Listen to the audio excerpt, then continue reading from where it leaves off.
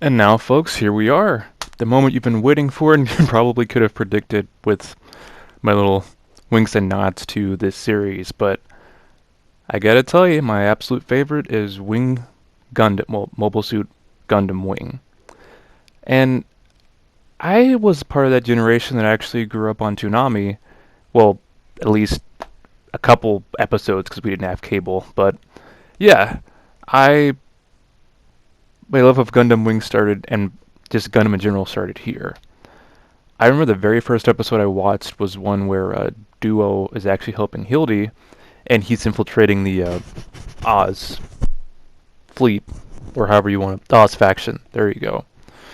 And between that episode and then just going back and watching the series by myself, I gotta say, I even though the story can get kind of long, and even though the ending is somewhat of a rehash and repurpose of Zara's counterattack ending, I have to say things like the Gundam designs and some of the like character motives and just the music. Oh, the music is so like in some cases it's so epic, but then also so energetic, and then just like it's a weird fusion to me of like orchestral stuff and then just like high-paced rock music kind of, and it's amazing.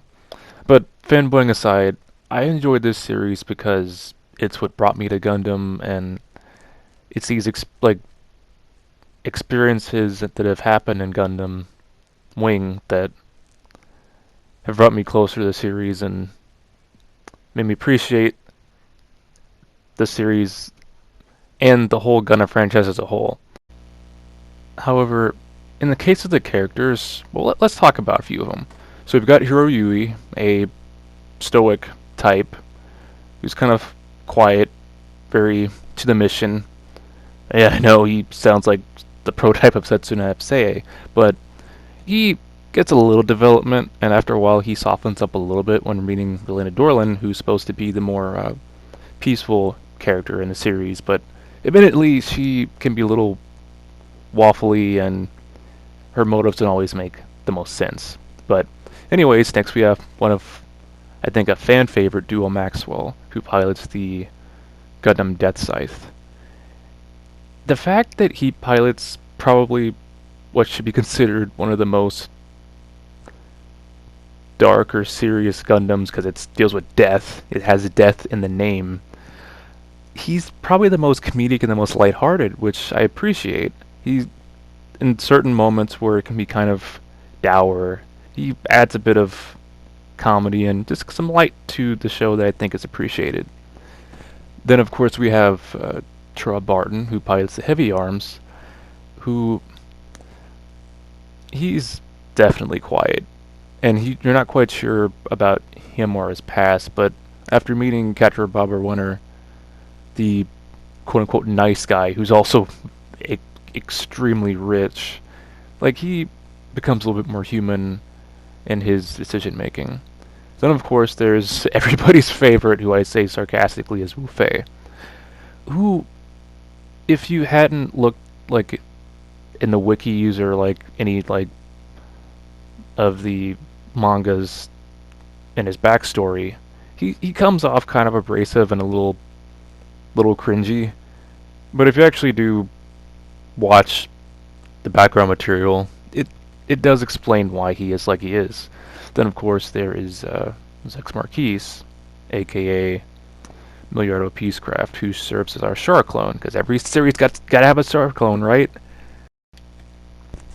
But to kind of generalize what's happening, basically the five Gundam pilots come from space to Earth to help liberate the colonies because Earth is getting a little handsy and a little too dictatorial with how it's facing and dealing with space.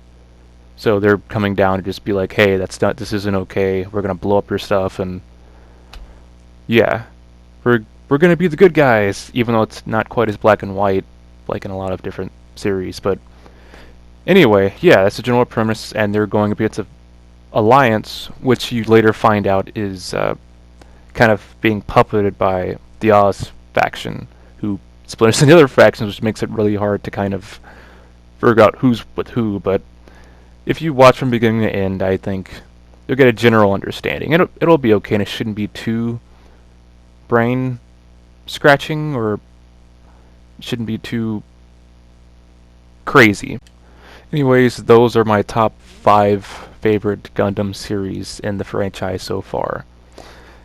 It's where some people love the, did they call it beautiful girls or magical girls? There you go. And some people love magical girls or different types of horror genres like Gats. My personal favorite is Gundam, the mechs, the real robots, as they call them. And I'm going to continue to watching Gundam for a while just because of the characters and because of the designs and because of the action.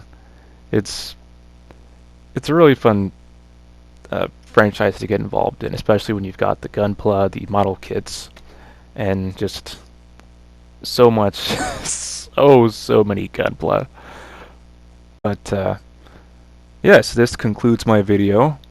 If you have any favorite Gundams, or if you actually have a top 5 or top 10, if you can't decide, of like Gundam series you enjoy, love, or just, kind of indulge in, just let me know in the comments. I'd be curious to see what you like. No judgment here, of course. Also coming down the pipeline is a discussion, just as a heads up, that I have been wanting to talk about for years. It's going to take some time, but I hope you guys enjoy it. I'm going to be talking about why I think Big O, the series about giant robots that actually move like robots, fighting each other, and just the characters that are involved in the plot, and how there are just so many different plot points that just haven't been resolved, and just so many plot holes, and I need to talk about it because I've been thinking about this thing for years, and I think it's about time it comes back. And in this day and age, I think it's totally possible. So, take care, work hard, do your best, keep fighting, and no matter what you do, give it a flair and a smile. Take care.